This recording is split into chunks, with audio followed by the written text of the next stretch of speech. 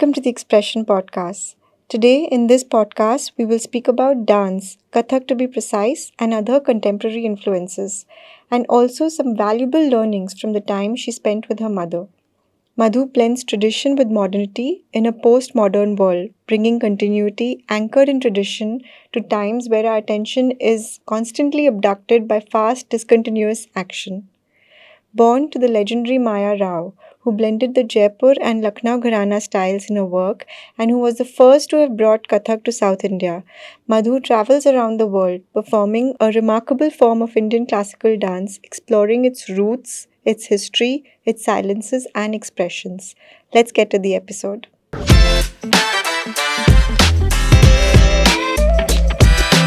How do you manage to forge a connect with the audience, especially the young, when there is so much visual distraction? And what is the process like, and what are the unique challenges today? Thank you, Neha, for having me on this podcast, and also I Thank you. think it's so well researched. When you're speaking about my mother, especially, I'm thinking, one usually forgets the base, the foundation. Today's youth, I must say, is a very resilient and fearless one. So they're open to change, which maybe our generation, the one before us, wasn't. So they want something new, they want something challenging, they want to try something. I think it is now up to us artists to also up the game, not sit on the high seat of culture and say, I will do a 2 hour solo performance, you come and watch, take it or leave it. That time has passed. Now we have to look at ways of bringing our art form to the younger audiences. So looking at, more alternative venues, looking at shortening pieces, without taking away from the gravitas of the art form. But uh, otherwise, what will happen? All this real culture and reality TV will take over, and then what happens? Right? It's already done that.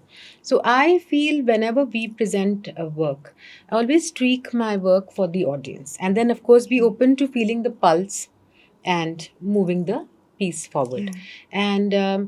And I really find that the youth is completely connected when they see quality and engagement together, then they're hooked. Yeah. You know, because as you said, attention seems to be the huge issue Yeah. now. It is, and post pandemic, it got worse.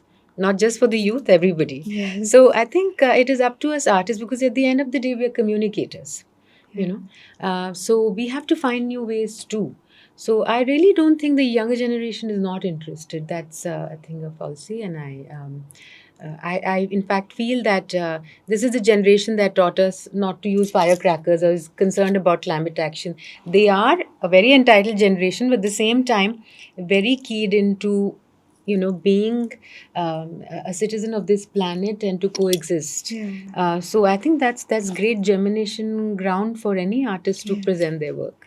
True, and also I see that you bring in a lot of new forms of art. It's amazing that how you carry forward your mother's legacy and yet move with the times now. I see that you bring in Kalari, you bring in Japanese art form, you bring in Yes. flash mob. So I think that also keeps the youngsters interested. And Yes, yes, so the word Kathak comes from the storytelling. yes. So how do you tell a story through a dance? So, see, if you look at Kathak itself, Kathak comes from the word Katha, as you said, Yeah. etymologically drawing its origins to a storytelling form. Mm-hmm. So, they say that in the temples of North India, in the temple precincts, these Kathakars Yeah. started to be called Kathaks. Okay. So, the Kathak is the performer, and the name of the interpreter became the name of the dance form. Okay. So, imagine in India earlier, a performance would start at night after people came back from the fields, etc. And Raat Bhar it used to go on, right? And in order to make it interesting, dance and music was interspersed. And it slowly evolved into a dance form. Yeah. So clearly, the need to bring in a spatio-temporality to storytelling was there. Mm-hmm. So because of that, because of this unity of space and time that Kathak has, or dance has rather, it is very easy to, if one puts their mind to it, to convert the content to something that is an art form. Yeah, and we see it evolved as a dance form and its journey from the temple to the mehfils, to Yes. now the auditoriums. Yeah. So what was lost and gained in this process? So you must, Neha, see that Kathak is actually the most resilient and pluralistic form in India in terms of a classical dance form. Now we have 8 classical forms in India. So, like I said earlier, that it had its origins in the temple precincts, where they would sing and tell stories Yeah. of dance stories of the Hindu gods and goddesses. And also, Kathak is also called Natwari Nritya because it's the dance of Natwar, which is Krishna. And later, we had the maximum number of onslaughts of bans, invasions, violations. Kathak has faced it. So the first invasion that happens when all the iconoclastic rulers come in, the sound of the ghungru is silenced for 200 years. So now these temple dancers, being artists, reinvent themselves. So the they start dancing in the courts of the Rajputs and benevolent Mughals. And that's why the Jaipur and the Lucknow Gharana develop. And so that's when the dance form that was a temple dance form becomes a court form. Now the kings are wanting to see virtuoso stuff. So that's when the virtuosity of the dancer takes over the spiritual element. So, Dhoom Dhadake dance in Jaipur, like a lot of chakkars and footwork and upaj, whereas in the courts of the Mughals, the Persian influence comes in.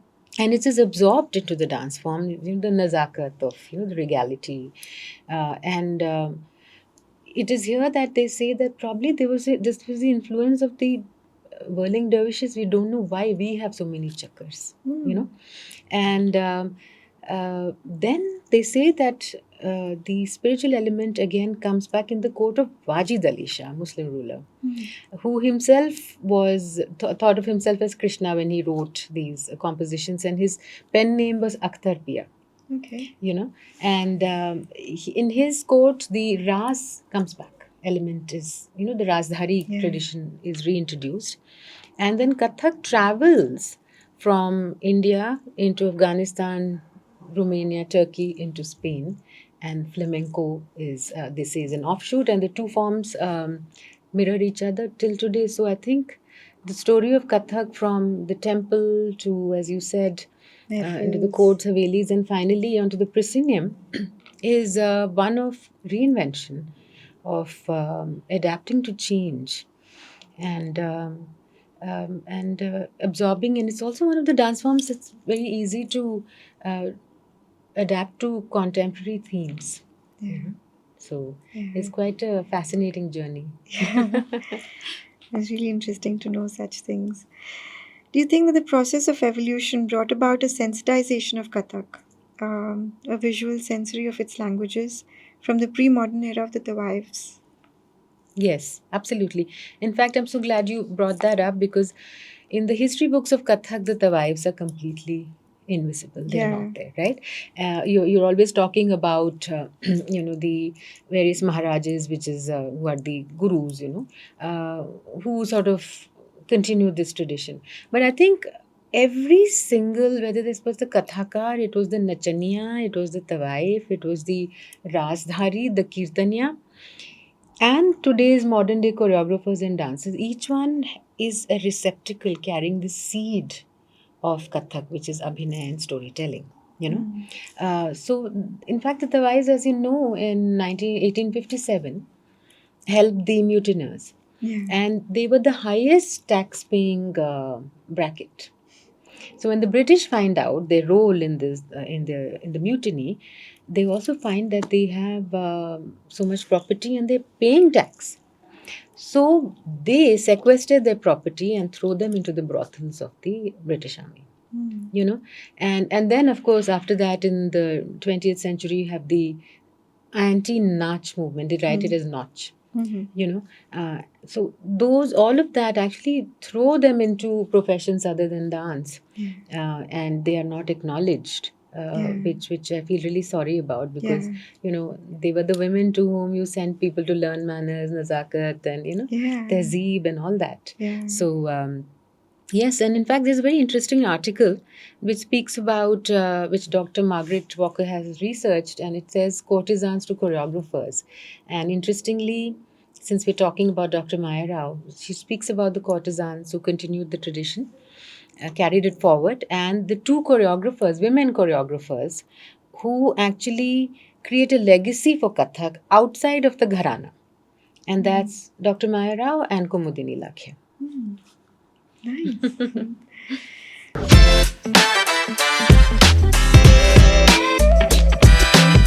So, do you have to be privileged to understand and appreciate a form of classical dance? Is it an elite enterprise? Well, the word classical itself refers to something that's refined and of a higher, sort of category. But I think as a performer, uh, one wants to reach out to every demographic, you know. So I really feel now in the era that we live in, the viewership is democratized completely, and especially with the advent of digital media.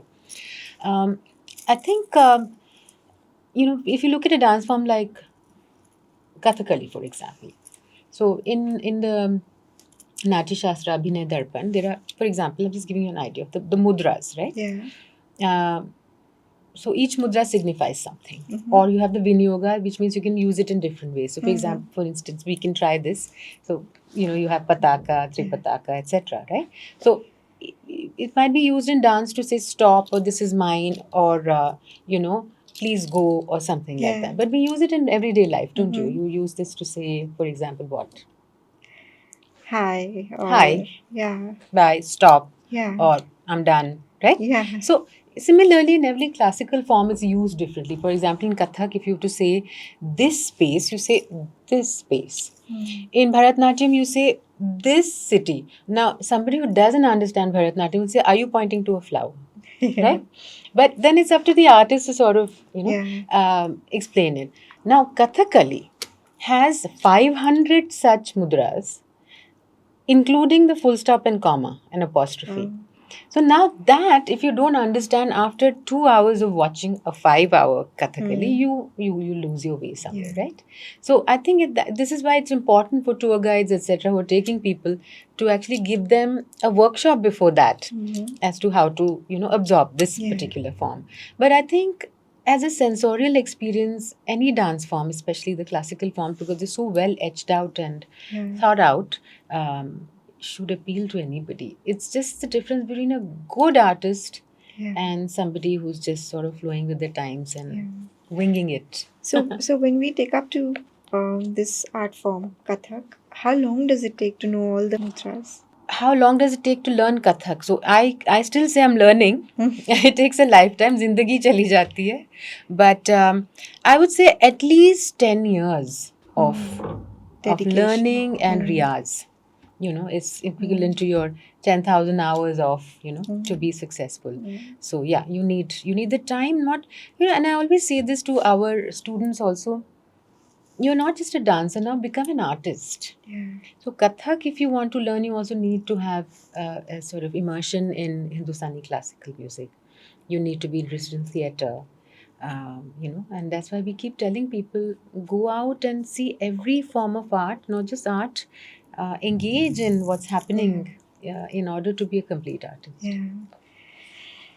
What is it that fascinates you about dance and its relationship to body and expression? Is there a difference between other global dance forms, classical, folk, and the Indian approach? So this is a very multi-layered question. So I'll take your first one, which is about the body and mind. I think immersion in any somatic practice helps you to stack body, mind, and spirit. Because you're in the present moment. Moment you leave your chappals outside, you walk into the studio. It doesn't matter how your day was. You're not thinking ahead. You're in the moment because every part of you is involved in grasping, performing, or learning. The forms of expression in Indian dance are fourfold, and it's from the Abhinay Darpana, the mirror of gestures. You have 4 forms of expression. So there is a shlok connected to it, which is Angikam Bhuvanam Yasya Vachikam Sarvavangmayam Aharyam Chandratara Ditvam Namaha Satvikam Shivam. So it means it's an ode to Shiva because he's a cosmic dancer, and says that your movement is the movement of the universe. Your voice is the sound and literature of this world. Your decorations are the moon and the stars.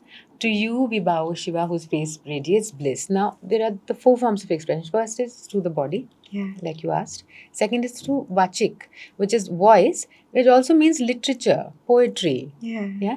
And then costuming, aharya, which is your decorations are the moon and the stars. And in today's time, it is all the equipment we are using also, right? Lighting, sound, AI, and finally Sattvic, which is the facial expression. So these four forms of expressions make up Abhinay. And that itself is unique to India, and unique.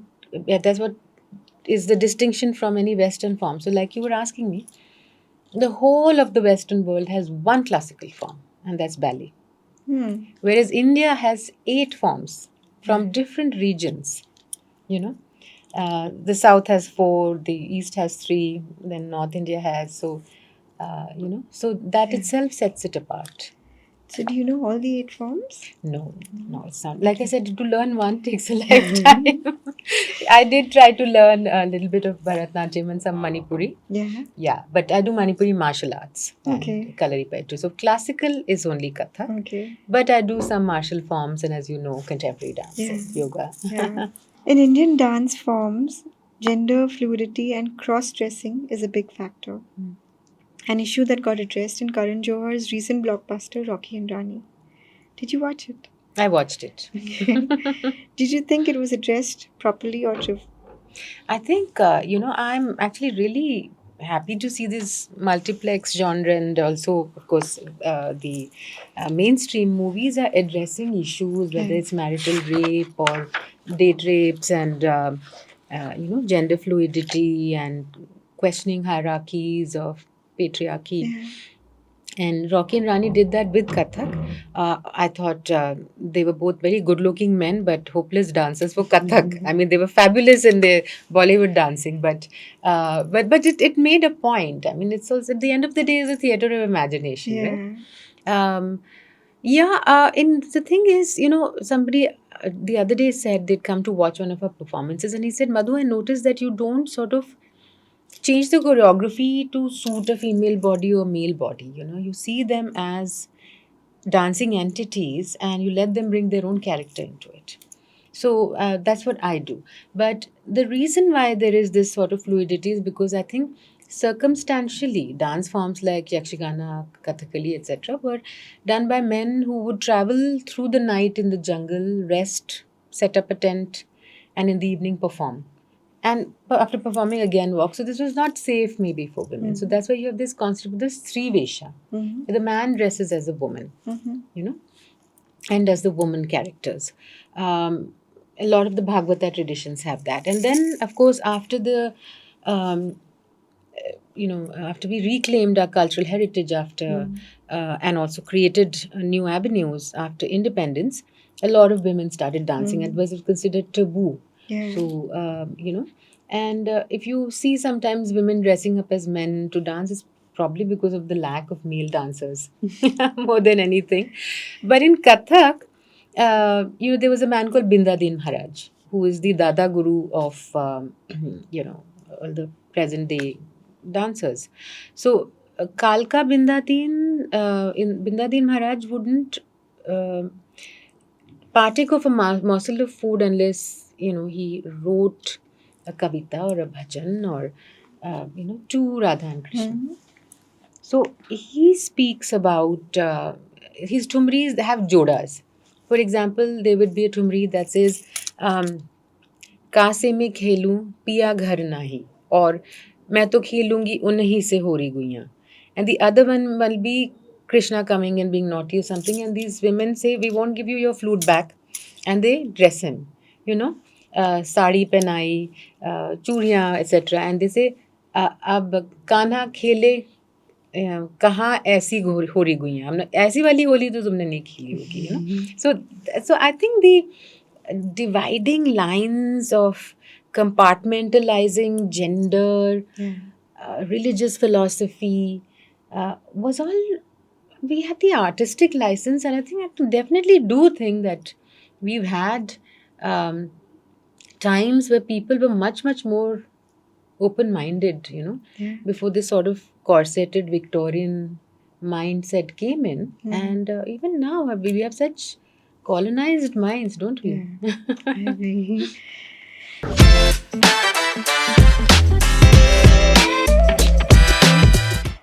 Can you share the early influences that led you to pursue a career in dance, particularly growing up in a family of artists? Any childhood memories growing up at your mother's family home, Sanjeeva Villa? Oh, no, that was much before. Okay. When she was 16, they moved out. Yeah. Okay. Yeah. So, how was it growing up in the family full of artists? So, Neha, when I was a little girl, I think for Yeah. me, dance is a womb memory, Okay. you know. And so when I was a little girl of 2, 3, I could, recite complicated rhythm patterns. I knew all the bandish that was there. But, growing up in a home of artists, my father was an impresario and also dealt in books and was in the culture ministry before that. We had great philosophers, minds, writers, dancers coming. But after one drink, everybody's talking about politics, right? And especially in the arts, where you are not Mr. Mrs. Moneybags or anything. And when I saw people like my mother, who worked so hard and had so much integrity, would always be bypassed by somebody who has political connections, right? I also saw them artists talk about that, usko kaise mil gaya award, aise kaise hua, this one got that grant. And I used to tell my mother, I will not be a dancer. I was saturated, and everybody would say, you are going to be a dancer. So I was very independent minded. I didn't want to be told what to do. So I went the other way. I said, I will get into the corporate world and sponsor dance. I'll become a journalist and write about dance. I am not going to dance. Around that time, we moved to Bangalore. And I joined Mount Carmel College. I was on the debating team, the painting team, theatre team, no dance. Wow. And I got back into it when I was in, there was the Contemporary Dance Festival from the US that came to Delhi, called the ADF, the American Dance Festival, and all the greats of contemporary dance, like the Martha Graham Company, the Alvin Nicolai Company, all of them were coming. And they offered workshops for young dancers. Now, being Bangalore at that time, people were not interested in going for a contemporary dance workshop. So my mother said, she knew that the seed was there, I needed to push. I must say, my parents never said you have to be a dancer. Not once.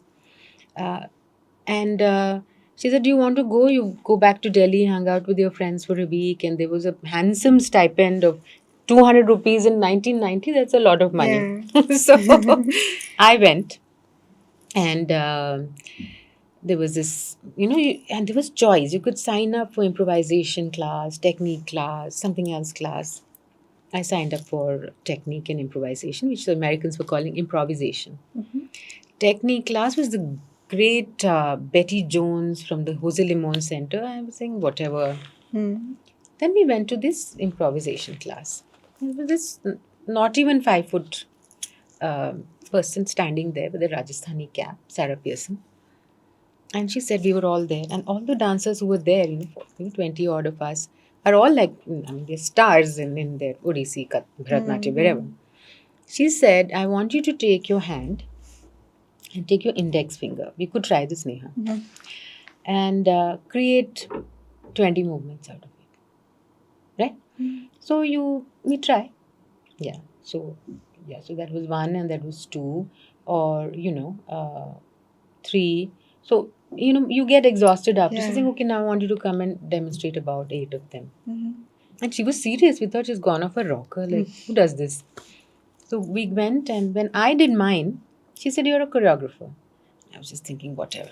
Then she said something which was like a zen back in the head for me. She said, with 1 finger and 3 joints in your body, if you could create almost 20 movements, given all the joints in your body and the permutations, will you ever be short of creating movement? And for me, I took it a step further, saying, will I ever be short of creating anything? I can choreograph my life. And it was cathartic. I barely finished the class, and those days you didn't have cell phones. So I went to Bengali market and made a trunk call to my mother in Bangalore. I was studying commerce and all set to do my CAT exams and to join, the management course. And I was crying and I said to my mother, can I join the choreography course? Because she was running India's only choreography course. She's saying, are you sure what happened? I said, no, I want to do this. She said, you have 2 months to finish your degree, finish it. She said, only do this if you are sure that you will choose creative satisfaction over monetary benefits. Are you ready? All your friends are going to become CEOs and CFOs and you will be that struggling artist. Are you ready? And I was. Really? Yeah. Till today, you will not find me in any forum or seminar complaining about lack of funding in India. So I was a product also of the time India got privatized. And I have, found avenues for every dancer in our company to live a life with their dance training. I have They great don't have to respect moonlight for- as dancers. So those are the two rubrics that you're never short of creating. And two is, if you've chosen your passion, then are you Yeah. happy with it? The day dance doesn't do what it does for me, Neha, I'll stop. So That's so beautiful. that's how I came back to it. Yeah. And I then studied choreography. In the morning, I would study choreography. Afternoon, I used to work in a newspaper agency to teach. Evenings, I would study journalism. I did my master's in journalism. Okay. So I was working and studying at the same time from the time I was 20. Wow, that's very interesting and a lot. And I also read about your mom's unkept promise to her. Her dad? Yeah. Yes. So you see, when my mother was born in Bangalore, by the time she came to her teens in the 40s, women were not allowed to dance. It was not seen as a respectable profession, because of the stigma attached to, all the women who were actually, like I said, continued it. Yeah. So my grandfather said, no, you can't dance. Then one day, Uday Shankar, the great Yeah. artist, came to perform at the BRV Talkies, which is now, I think, a canteen. He took the kids to watch it and he was mesmerized by this, it was like Broadway or whatever. So he said to my mother, okay, you can learn. So Sohan Lalji of the Jaipur Gharana used to be here. Yeah. He was a dancer with Ram Gopal. Yeah. Okay. So he was teaching my Masis who were younger. They were, I think, hardly, one was 8, one was 10 or something. And my mother was 14, 15.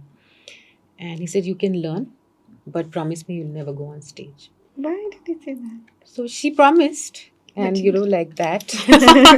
And she didn't keep the promise. So but he passed. I think that we can become a long answer later about, he passed away by the time she was 16.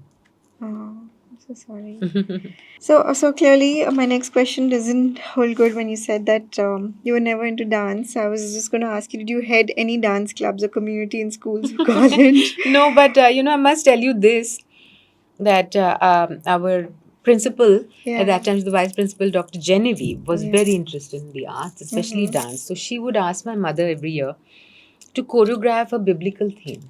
Okay. Like on Mary Magdalene, it was Woman at the Well, or different themes like that. And one day when she saw me, she said she has to play Jesus.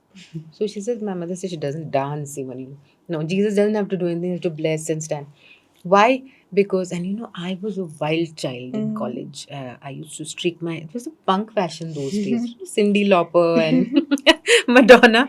And I used to have streaked hair and all that. And Sister Genevieve said, I have a photo of this Spanish Jesus, and she looks like she has to be Jesus. You didn't have this, this beard and all. Now you can just, Yeah. they used to take one hair like that and stick it on. For days I was peeling that thing off my face. So that was the only dance I did. Otherwise, I was in other Yeah. teams. So. And what was your first big deal like? The big dance performance? So when I decided I wanted to dance again, Neha, now by this time I'm 19, 20, right? And my mother was a taskmaster, and she said, you have to do riyaz and earn the. So it took me 4 years to be able to debut. Although I had learned dance as a child also. Um, so my debut was when I was 24 years old, and my mother, as a gift, gave me a few new compositions. She created some pieces for me, recreated older vintage pieces. So yeah, so that was. But I could tell you about one very special. I think you're already asking about that later. But one Diwali, I think it was the year 2000. My mother and I had a tradition of we love Kanjivaram saris. Yeah. So for her birthday and for Diwali, I used to pick up a Kanjivaram for her, and for Diwali she'd give me one. She said, "This year I'm not giving you a sari." So I said, "Kyun?" So she said, "I'm going to give you a choreography instead." She said, "When I was young, I wanted to do this piece and never did it." It was Masti Venkatesh Iyengar, who was a Gyanpith awardee. His story on Yashodhara, the wife of Buddha. Okay. And a very feminist piece written in the 20s, 30s. And because otherwise, Maithili Sharan Gupta has also written Yashodhara. Okay. And she gave me that piece. It's a solo piece in what is called an Ek Patra Abhinay, where one person takes on several characters. Okay. Wow. You did that? I did that, and it's a very feminist piece because in that piece she questions Buddha, which is she's questioning God and society. Lovely. Can you share your experiences from your learning in New York? You were there too. Sure. And did you learn the Russian ballet too? No, I never studied Russian ballet. In fact, my mother too went to study post graduation in choreography. And she worked with the Bolshoi company, but she didn't learn Russian ballet. I was, as I told you, got back to dance and to Kathak because of the contemporary dance connection. So when I was in New York, I went back to those very teachers and spoke to them.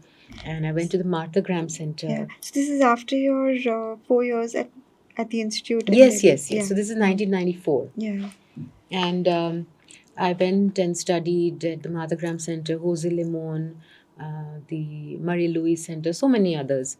And, halfway through, Neha, I miss the smell and stench of India, like the fragrance and the stench. I felt like I can stay here and dance like a contemporary American dancer. Or shall I go and create a form that's contemporary Indian?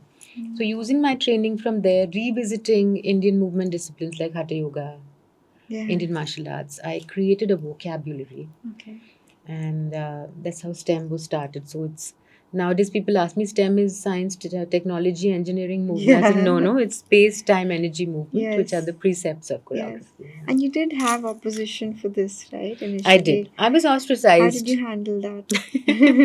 See, whenever you do something new, you have to know that you will first be shunned, and if it catches on, then you will be copied. And both happened with me. Yeah. So invitations would come to my mother for events and not to me. Like, who is this young Kathak dancer? She's a good dancer and she's standing on her head, or she's talking about sexuality or injustice. Like, where's the need?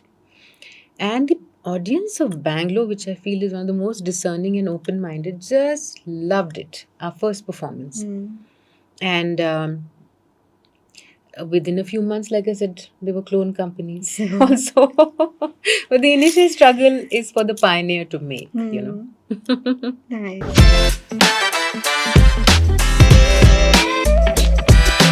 Were you part of your mom's collaboration for the SARC summit in Bangalore? All the dance festivals at the heritage tourist places in Karnataka, and the performance inside the Belur temple where the Hoysala queen danced. Her vision of Amir Khusro performance. And she integrated historic Sanskrit and contemporary ballets in all her performances. Right. So what did you learn and were you a part of it? Okay, now this is a wide spectrum. Yeah. So I'll try to answer it as I remember it. See, these productions were done because my mother used to call herself the centennial choreographer. So I think for the 7th centennial of Khusro, she was asked to create a production by the government of India. The government of Karnataka asked her to do something for a landmark date of the Hoysala dynasty. Similarly, she's done for Ibrahim Adil Shah of Bijapur, etc., Yeah. and Navraspur. So I think I think Hoysala Vaibhava was created before I was born, Mm-hmm. and was wonderful because her mentor was Kamala Devi Chattopadhyay, the Mm-hmm. great freedom fighter and woman entrepreneur of our times. She asked Kamala Devi Ji's center to create the costuming along with her brother, who's an architect. And you see the Hoysala costumes; they're all made out of rope. Mm. And the first scene is this fresco from the temple, Hoysaleshwara temple, where Vishnuvardhan sits with Shantala and his consorts and the courtiers on the other side. She has created that panel, the plinth, and it comes to life. So that was her kind of imagination. Amir Khusru, I believe, was premiered in Jammu, and I was a little girl of 2 or something, and I was not allowed to come there because I would have started screaming mummy or something, right? So apparently there used to be my mother's student called Bansi Lal Dogra, and I said to him, सुना है mummy कोई नया ballet बना रही हैं, so it was like that. Amir Khusru is an amazing production Mm-hmm. because he was a man who was obsessed with Hindu-Muslim unity. Mm-hmm. He saw about 13 ascensions to the thrones, during the time of the Khiljis and all that. So he was not just a court poet, he was also people's poet. So she has brought that element from starting from his qabr, where he's buried next to his Guru Nizamuddin Aulia. Because he's the man who introduced Qawwali, Yeah. Khayal, and so many genres, Tarana. And also So when you say that your mom brought out these elements, it's through dance, through yes, performance. yeah, and she was an avid reader, Yeah. and so research is something I think as a genetic thing for me. Research is something that I also place a lot of importance to. I think what was the second part of your question? I forget. That she also performed inside the Belur temple. I mean, she Yes. So not with the only did she queen. perform there first time, Neha, when she was the chairperson of the Sangeet Nritya Academy, she was the first woman to introduce heritage festivals in Karnataka. Mm. So there's the Belur Heritage Yeah. Festival, also the Pattadakal Festival, Mm. where the ruins and Yeah. the architecture was used, and so she had like lakhs of people coming to watch because we feel the people in rural India are not interested. They are. Yeah. They come at 2 o'clock to sit down and reserve space for a 6 o'clock show. So yes, I did watch the one she did in Belur. The second time when I was Okay. in about 18 years old, I went to Okay. watch it. Yeah. Did you learn anything? Each time I watch a performance, a lot. Yeah. Yeah, I mean, I feel watching. The great artist Chandralekha once told me, my mother had taken me to meet her, and she said, Madhu, education is one thing, inspiration quite another. So there were dancers from all over the world, different states of India, and they worked with your mother at the Natya Institute of Kathak and Choreography That's in right. Delhi. Did you get to interact with anyone? For example, Nasif Anna from US, Dorothy from New York. How was Yes, it? yes. In fact, it's such a coincidence because last night I was speaking to Dorothy, who's now 77 years old. But she came as a Rockefeller grantee to study Hindi and then started learning dance from my mother. And there are photos apparently as a child. My mother brought me up on her own because my father was in Bangalore, she was in Delhi. And Dorothy has stories of how she would hold me and do tatkar and I would fall asleep, the footwork. So yes, many of her students I grew up with and have, grew up around them. So I learned so much through osmosis. And somebody like Anna Nassif, when we went back to the University of Wisconsin, she was heading the dance department then. So I met her 15 years ago, 20 years ago. But yes, almost all her students I have been in touch with because the institute was started in 1964. This is the 60th year. Wow. And so all those batches, all of them would keep in touch. And Neha, what is wonderful about this ecosystem you create as a teacher and as a good teacher, who's multifaceted, is that whether I'm performing in Kyrgyzstan or somewhere a village near Imphal somewhere, somebody will come backstage and say I was a student of Natya, or I did a workshop, or I met Mayaji, or I met you, or their teacher you was has something to do with Natya. So it's wonderful. Yeah. When you say 60 years, I know that your mother's last performance was, 2014. yes, and it was Kathak Through the Ages. Yes. And I know that you celebrated 60 years this year, last month only, and Yes, you yes. reworked and brought out this. So, Yes. can you talk to us Sure. a little bit So, about it? the very story I was telling you about how Kathak started from the Yeah. temples and travel. So, Yeah. my mother had always wanted to, it was a wish to do Kathak Through the Ages as a production. Yeah. And it was sitting in her mind and all of that. And, then you get carried away by, with living life, right? So, because she's a teacher, she's an entrepreneur, she's a mother, all of that. And then, of course, age morbidities set in, right? And in the last 2 years of her life, somewhere along the way, I realized that we will not have her forever. And apparently, I told my dancers, they told me after Ma passed that, Didi, you said next 2 years is Project Maya because she's here on borrowed time. And she'd gone through so much in her life, but still. So we did this series called Maya to Matter, which is her conversations. Like she would talk about how when she met Sir Shambhu Maharaj ji, और उन्होंने एक कुछ nuance दिखाया. We will not find that on Google or Wikipedia. So we recorded about 10 lectures of hers, illustrated with dance and everything, on topics like relevance of Natya Shastra in today's time, or the poetry of Kathak, the romance of Kathak, and so that was called Maya to Matter and was in a DVD form. Then we did her biography, autobiography. There was an earlier biography written, but she'd done so much more in the next 10 years. So this was her own, she wrote. And the third was the Kathak Through the Ages. So it was premiered on the 9th of August and 31st she passed away. But she went up on stage to like a 5-minute standing ovation and encores, and I think she went away fulfilled. Which art form you like the most apart from Kathak? I know you asked this question to your mother, and she said Yaksh. Yakshigana, yeah, she Yeah. said Yakshigana. What about you? And I would think for me it would be contemporary dance. mhm. Yeah, yeah. Well, And what is Yaksha Gana? Yakshigana literally is the song of the yakshas. Okay. So it is a operatic form from Karnataka, which they do stories, from the Bhagavata, prasangas they're called, Okay. like an episode. It could be Ghatotkacha, or it would be a particular story. So, and they have larger than life costumes. So I think the equivalent of that in Kerala would be Kathakali. Okay. But Kathakali is seen as a classical form because I told you about the codification. Yeah. So, Madhu, in what ways do you think you're like your mom? Wow. See, she was such a storehouse of resilience at the same time, so genteel. Yeah. I think I definitely picked up the fact that each time you fall, you will fall many times, but you have to pick yourself up, and roll up your sleeve or your palo, whatever you want to look at, and keep going.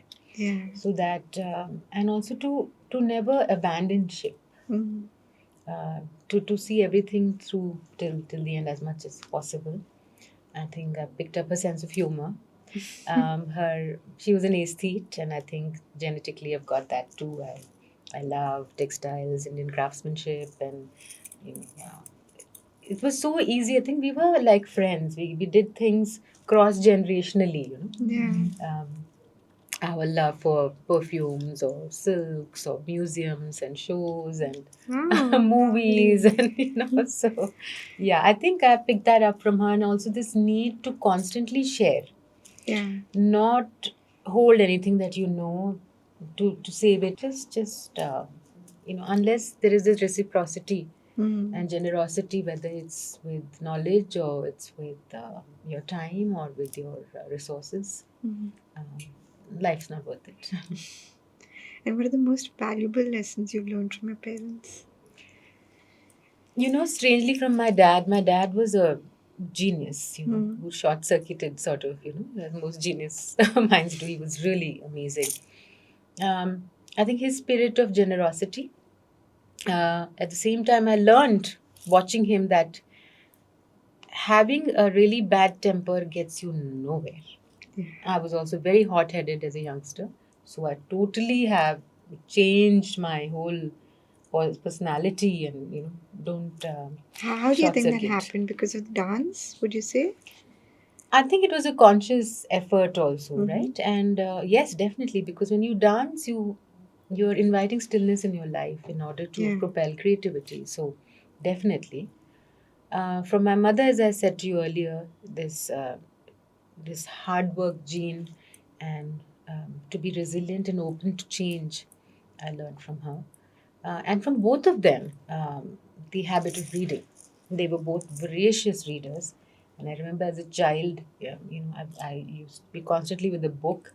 And even if they were arguing, I'd stop and say, "What does this word mean?" And they'd stop arguing and say, "Wait," and take out the dictionary and tell me the meaning, the context to use it in a sentence and continue. So, and I think they were, without saying so, bohemes, So my upbringing was bohem. It was bohemian. I was growing up in green rooms and theaters and planes and trains, Yeah. So that I think, like I said, my learning, apart from the traditional learning, has been more through osmosis. Hmm. And you said there were two things your mom told you about, you know. Hmm. Would you like to share that? Sure, sure. My mother would always say that we leave this world with two things. One is goodwill, and the other is experiences. So Yeah, make them really rich. that's And you know beautiful. how this I was introduced to this, Neha, when I was in the 10th standard in Delhi. And I was brought up in Patodi House. Every child wants to join IAS service. So Hmm. exam time, board times were like, Hmm. And at that time, the Bolshoi company came to India, I think, for Hmm. the first time. And all the ballerina and the crew came home to have Hmm. dinner with us because they knew mommy from Russia and she spoke Russian and all of that. And so the ballerina said in Russian, and my mother translated. She said, "She's saying, is this little girl going to come and watch us tomorrow?" And I said, "No, no, pre board maths exam. I'm not coming." And my mother actually made me watch the best performances by bribing me. She'll say, "If you come, I'll take you to Bengali market, or Nirula's, or wherever, whatever mattered to a child then." And she kept saying, "Come, they're doing Swan Lake." And I said, "No, no." She said, "See, I know you won't fail. Maybe you'll get less marks if you come for this. But you will not see the Bolshoi company in this form again Yeah. because the red flag is going to come down because perestroika and all was Hmm. happening." Hmm. And that's when she said this to me, that you go back. And really, after that, there was no communist Russia or Soviet Union. And recently, when I went to perform in Russia, they were doing Giselle and the Bolshoi Theatre. And we had to buy tickets in black and watch from two different corners. So we were messaging each other, my dancers, saying, "What is Giselle doing on that side? I can't see her." But it's true. I saw it at Vantage Point with the best Yeah. cast. But this was the incident when she said it, and it stayed with me. Yeah. And you said you also read a lot. So is there anything, any favorite book or? Well, I have a lot of favorite authors. I like the older authors like Raja Rao and, of course, the classics. Also, Isabel Oyonde is one Mm-hmm. of my favorite writers, Barbara King Solber. So, and because of my nature of my work, I do a lot of research, so I end Mm. up reading a lot of nonfiction Yeah. also. So, yeah. Tell us what your mother was right about. How often did she make the right call about your life, your friends, your romantic partner? Told Almost you. always. But she didn't say it. Yeah. She felt like you had to experience it and take your call. Yeah. She was one of those parents who would say, if you Open. ask her, she'd say, "I don't know, marriage is a gamble," or "This is how I feel, but you decide." Yeah. Sometimes I feel maybe if I had a more firm hand, maybe things would have been different, but they turned out okay. Yeah. And did she recognize any trait in you that others overlooked? My mother, from the time I was a child, knew that I was very creative and that I do something very different. And I did not know how much it mattered to her that I dance, because she, like I said, never said it. So I remember when a book was launched, one of the book launches, Vasanti Hari Prakash, the journalist, asked her, Mayaji, what was the happiest moment in your life? And she said the day Madhu made a trunk booking photo me from Delhi and said she wants to join choreography. Oh. So, so she knew Yeah. it was there, but that I just needed a nudge. Yes.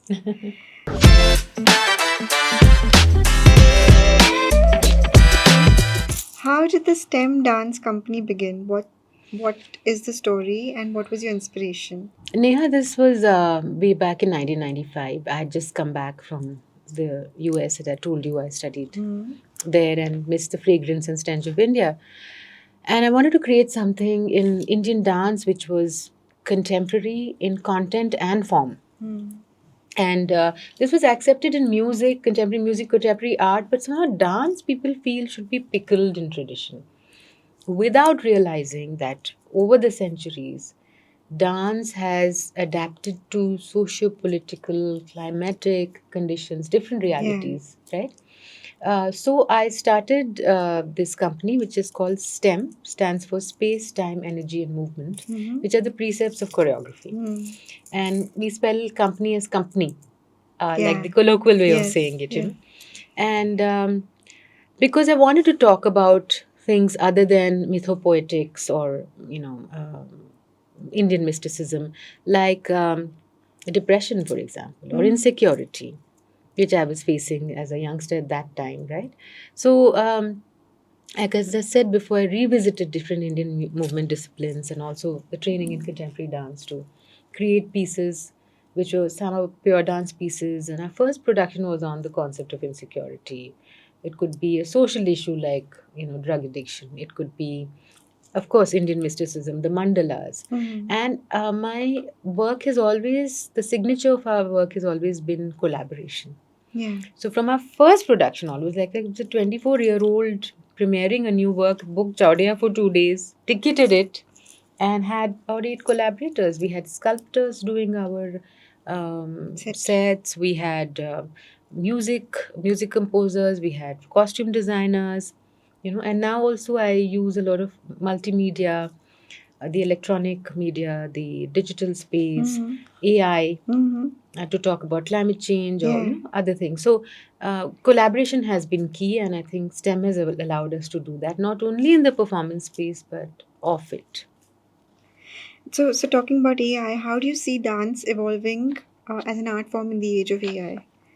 So, Neha, I think this is a question that needs to be addressed because we have moved as a race from the rhythmic to the algorithmic now, right? Absolutely. And we have to befriend technology and AI, and because this is an extension of our personality now. No point resisting it. And as earlier, I used to Acceptance. resist it, because I'm an algorithmic person. I'm sorry, I'm a Creative. analog person, etc. But the possibilities it offers you, and as a creative person, you're constantly looking for connections. Yeah. You know something and you don't know something, and you're constantly wanting to combine the two. Yeah. So we also presented a work on climate action for a festival called Future Fantastic, which was, and I was actually a mentor to a cohort of transcontinental artists, and I was asked to create a work, and mixing. For example, we had Parvati Ball give us a piece on uh, displacement, moving from your homeland, for a piece on climate refugees that I did. Because climate migration is happening everywhere. So the possibilities, like you say, ball singing and AI, and an AI artist who created imagery of what climate refugees, for example, look like, or a piece that had uh, molecular reactions of water as an installation. When you're talking about the shrinking water cover of Bangalore. So the possibilities are endless. Yeah, and it only enhances your performance, would you say, the AI? Yes, and again, where do you see? The thing is with AI and with digital media is that the optic can be very gimmicky. Mm. It can be very flashy. Mm. So you have to decide where you want to stop and what your artistry Yeah. demands,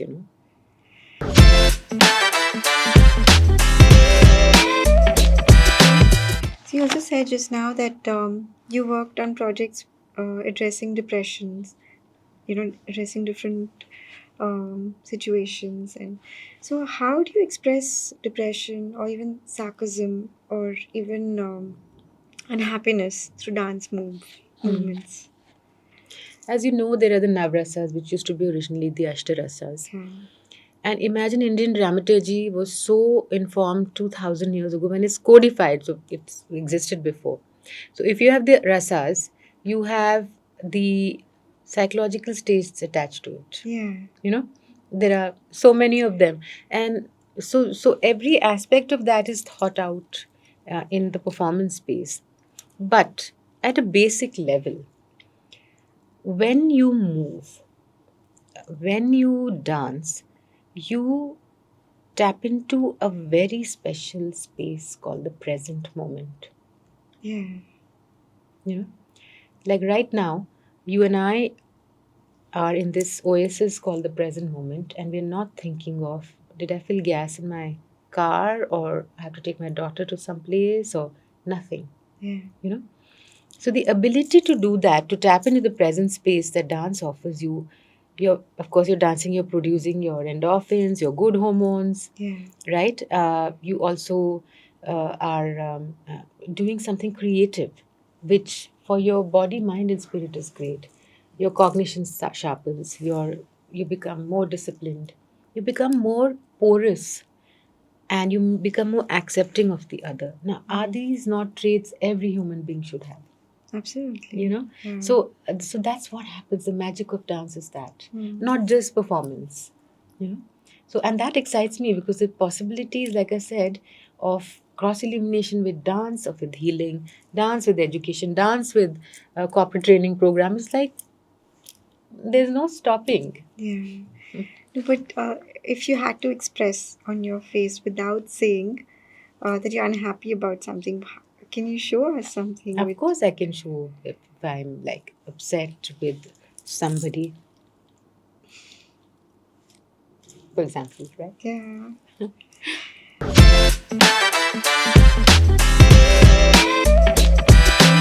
With over 150 choreographies to your credit, can you walk us through your creative process when developing a new piece?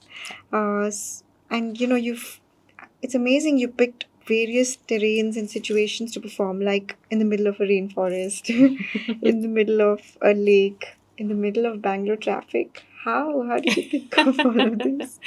So, like I said to you, I think my approach to dance is not only about inviting people into your space to watch Hmm. you, but to go out into spaces. Yeah.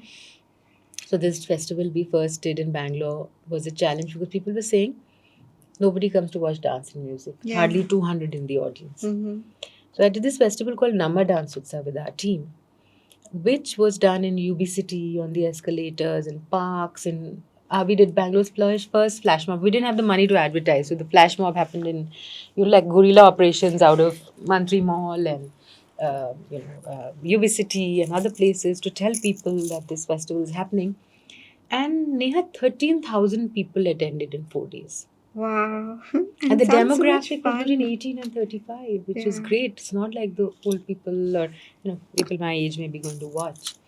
So that happened. In terms of the process, you asked me about choreography, and 150 choreographies was a long time ago that Wikipedia talks about. I've done many, many more after that. Okay. So I, for me, research is very important. I spend a few months on research. One of my productions called Vajra, I spent a year on research Yes.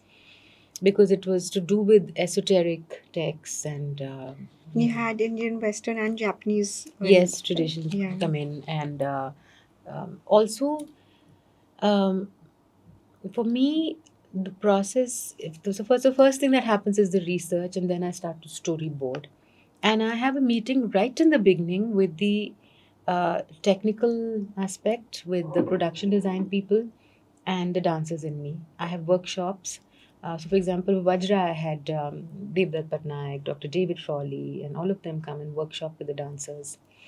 And then, from the workshop process, we start to create. And then comes the process of throwing things out the window, because brevity is key for my writing, for my dance, for everything, you know. And then halfway through the production, the music composer comes in and he says, you know what, maybe this rhythm works. So the choreography might change. Costume designer comes and she says, I think we'll add this element of this, sleeve. And therefore, I will start to choreograph it differently, maybe. So, and then, of course, the production happens. I always have a preview for people to come and see and, have 10-15 days to rework things if I want to.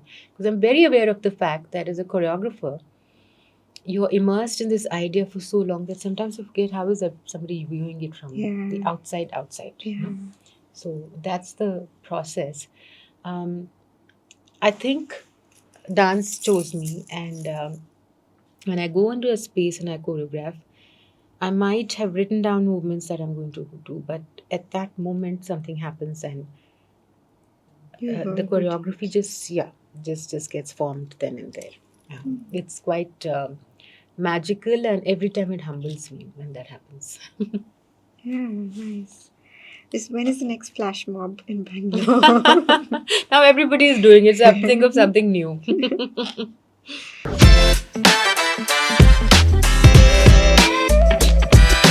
What challenges have you faced as a woman leader in the arts, and how have you navigated through these obstacles? I think as women, we've constantly have to prove ourselves, right?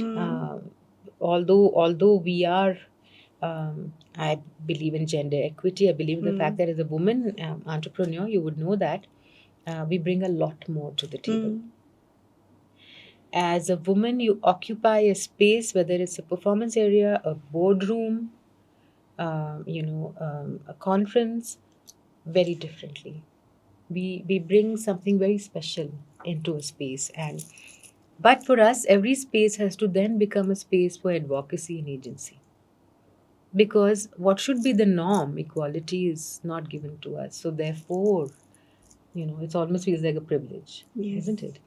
But if you look at the scenario in the arts, the first rebels and therefore pioneers and leaders have been women entrepreneurs. You didn't call Sarojini Naidu or Kamala Devi Chattopadhyay woman leader, woman entrepreneur. They were freedom fighters first and then whatever, right? Reformers, revivalists, etc.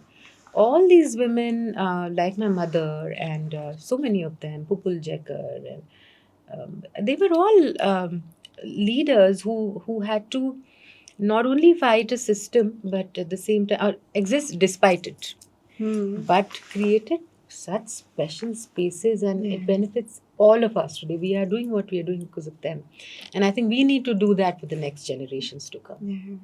It is said that dance can often say what words can't. Is it true, and how do you feel about it? Absolutely, dance transcends languages. It transcends barriers of geography, of politics, of race. What personal philosophy or mantra guides you in your artistic and professional journey, and how do you hope to inspire the next generation of dancers? I don't know about a mantra, but I do feel that you have to be the best version of yourself. If you've got into the dance field, give it your all, otherwise get out. Why are you doing it? I mean, there is, it's not as if it's a anything you take on has to be done to the best ability possible and beyond, and that you are your best resource. And I think the other thing that fuels it all for me, when you this pressure of performance. The other day I was talking to a wellness seminar about how whether you had a headache, you have had a breakup, someone died in your family, you get on stage and nobody cares, right? You have to perform like nothing happened and you're the best, because there is a contract of sort that happens with the audience. After some time, it's a very stressful, because constantly I've grown up with this thing saying the show must go on. So it's okay if the show doesn't go on, because it takes a toll on your health and your well-being, your emotional state, right? So, my other mantra, apart from being the best version of yourself, would be don't take yourself too seriously. I'm telling you, that is why I don't have these ego hassles, and I'm not in cliques. I don't care if another dancer does better than me. I'm like, good, good for dance. I really, it just takes the pressure off. I'm telling you, just don't take yourself so seriously. You're just another fraction of a drop in this part of this stardust. Right. And how does dancing affect your personality, emotion, and even emotionally? And for you personally, has dancing made you a stronger or a vulnerable person?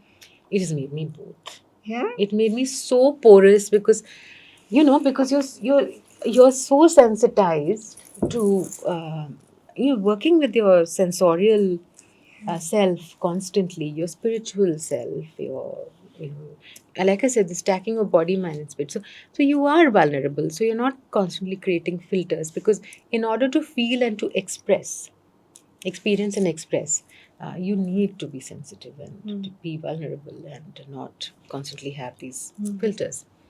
Has it made you stronger? Yes.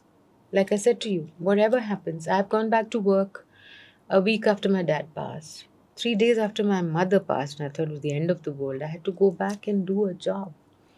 I had to, her students were doing their final exams. I had to see them through before taking over that institution, also, right? You're dealing with conditions. Being an artist in India, a cultural entrepreneur, is ground zero every day. You performed one night at Sadler's Wells or wherever, and next day you're thinking about how to pay your rent, right? Because it's erratic. Yeah. And I must tell you this, that all these experiences make you stronger.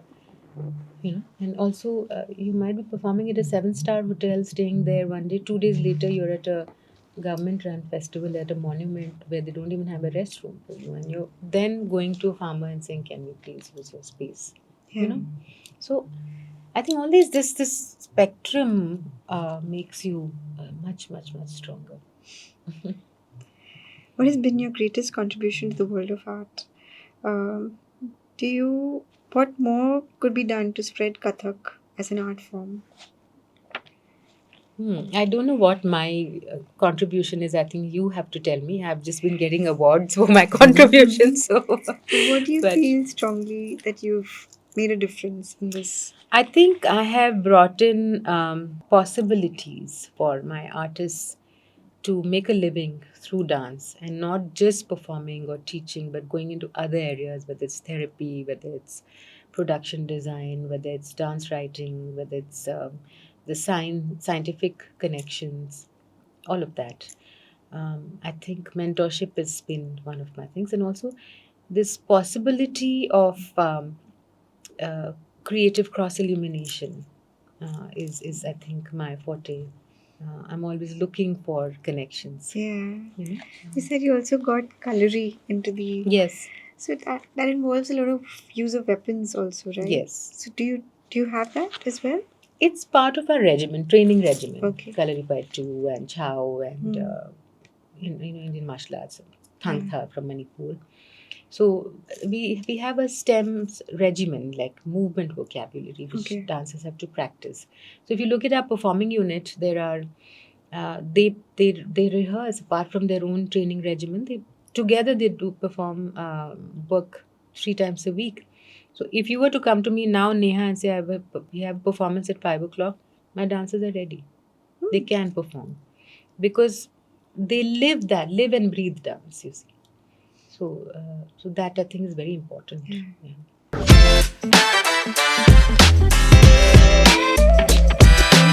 So we're gonna do a quick rapid fire round. Your favorite dancer, Mikhail Baryshnikov. the dance form that personifies you. I would think contemporary dance theatre. Okay. If not a dancer, you would have been.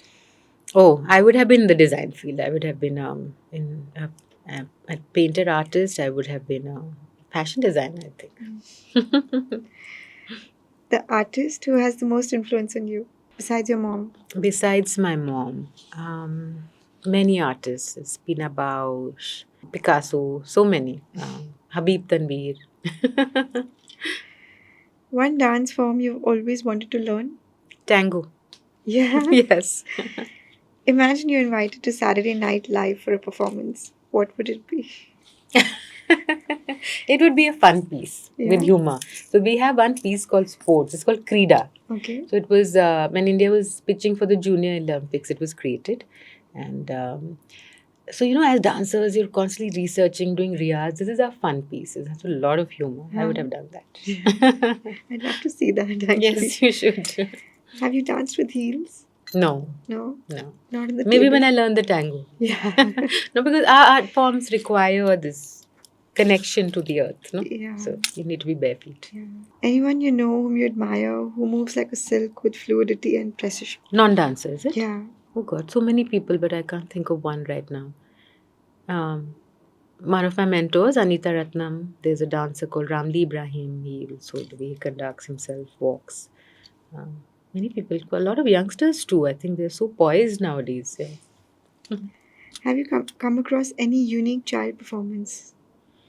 Mm, at the moment, of course, because of social media, there's so many thrown at you. But I remember watching this wonderful flutist who's now almost my age, I think, but he was a child prodigy called Shashank, Master Shashank, he was called.